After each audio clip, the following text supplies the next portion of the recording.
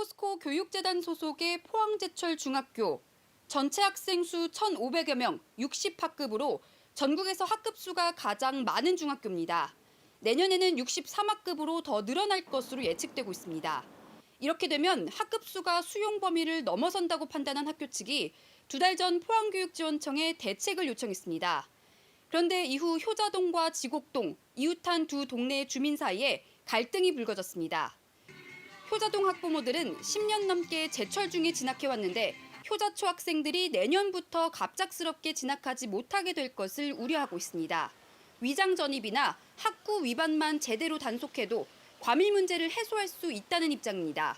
10년 동안 간 학교를 못 간다고 하루아침에 할 수 있는 건지 6개월도 안 남은 상황에서 이렇게 하는 거는 행정고시 교육행정 맞지 않다 봅니다. 위장 전입과 학구 위반이 조금 더 원활하게 소통이 되고 했다면 이런 일이 없었겠죠. 반면 지곡동 학부모들은 학생 과밀 문제를 해결하기 위해 효자초등학교 학생들을 다른 중학교로 배정해야 한다는 입장입니다. 애초에 효자초등학교를 제철중학교 학구에 무리하게 포함시킨 것 자체가 문제라는 겁니다.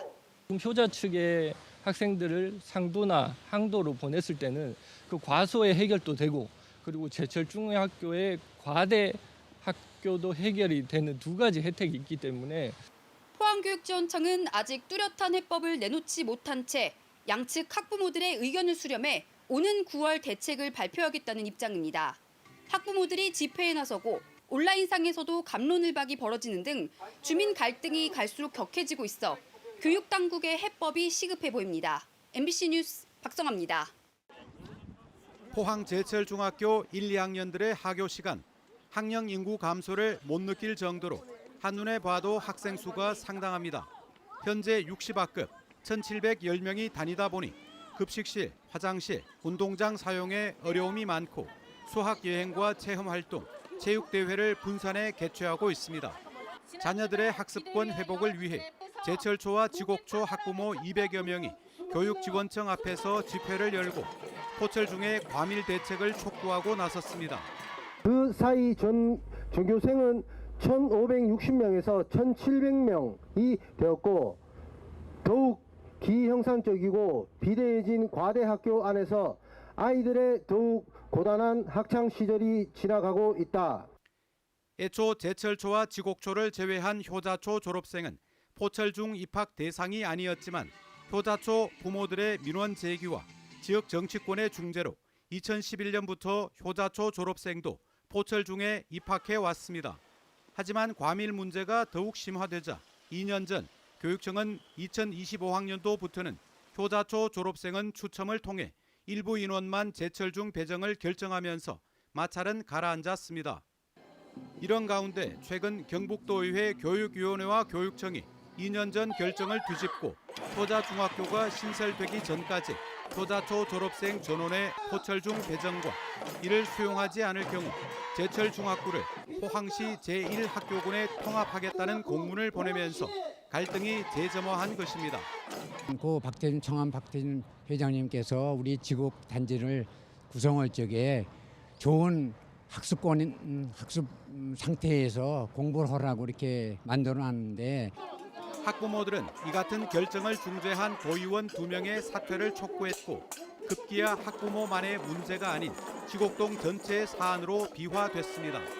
10여 년 전에 처음 만들어진 고시 내용이 효자초는 제철중학교에 정원 내에 추천 배정으로 들어가야 한다는 내용인데요. 그것이 10여 년 동안 지켜지지 않았고 교육 활동이 제대로 이루어지지 못할 정도로 학교가 과밀해질 때까지 이웃한 지곡동과 효자동 주민끼리 갈등이 재현될 때까지 교육당국은 무엇을 했느냐는 비판이 커지고 있습니다. MBC 뉴스 김기영입니다. 포항 지곡동 학부모 단체는 효자초는 추첨을 통해 제철중학교에 배정한다는 2022년의 고시 내용을 깬 도의회 교육위원 2명을 규탄하는 집회를 가진 데 이어 추가 기자회견을 열고 2026학년도부터 효자초를 제철중학교에서 완전 분리하라고 요구했습니다. 효자중 신설 여부와 상관없이 2026학년도부터 효자초를 제철중학교에서 완전히 분리하고 원래 학군인 제1학교군으로 돌려놔야 할 것이다. 또 지곡동에서 이사를 나가 학구를 위반한 학생의 제철 중 후순위 배정은 최소 2년의 유예를 두고 시행하라고 요구했습니다. 당장 올해 중학교 배정부터 시행하기로 한 지난 19일 포항교육지원청의 행정 예고는 받아들일 수 없다고 밝혔습니다. 효자 측 입장 내용이 전부 반영된 상태에서 지금 다 교육 행정이 다 예고하고 다 됐는 상황이거든요. 그러면 만약에 된다 하면 저희도 이제 민원을 넣게 되겠죠. 이런 와중에 효자초 통학버스의 마구잡이 유턴 등 안전에 대한 문제 제기가 엉뚱하게도 학교장과 계약 없이 운행되는 포항 지역 전체 통학버스 운행 중단으로 확대됐습니다. 경찰 고발과 국민신문고 신고가 잇따르자 전세버스 업계는 과징금을 물면서까지 운행하기는 싫다며 12월부터 운행 중지를 결정했습니다. 상당수 고등학생들은 개별 계약을 맺고 전세버스로 등하교하는데 앞으로 통학은 어떻게 하느냐는 불만이 시청에 빗발쳤습니다. 저희는 방학 때부터 시작하자고 계속적으로 말씀을 드린 거거든요. 근데 일방적으로 일방적으로 이제 전세버스 회사들이 이제 11월 1일부터 시행하는 거지 포항시에서 11월 1일부터 처리하라고 한 적이 없다라고 말씀을 드리는 겁니다. 2022년 중재안을 내놓고 2년간 소극 행정한 교육청. 어설픈 중재로 동네 간 갈등을 키운 도의원 때문에 중학교 배정을 목전에 두고 위장 전입까지 등장하는 등 한바탕 홍역을 치르고 있습니다. MBC 뉴스 김기영입니다.